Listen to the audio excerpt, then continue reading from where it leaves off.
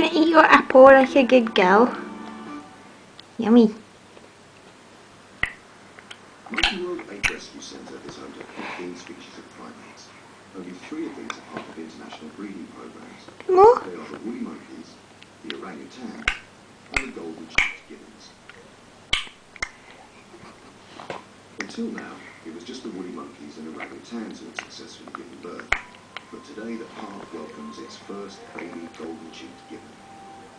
Yummy. The proud parents are Peanut and Ponyo. In the wild, these primates are classed as endangered, so this is crucial to the survival of the species.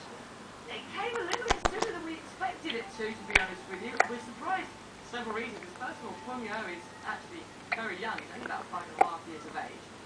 So he will still well be with his mum and dad in the family unit for a while. And she's not exactly over the hill either. She's only recently just gone through sexual maturity. So out of all the group of gibbons that we've got here, these are the last people Is your who are apple? at this time.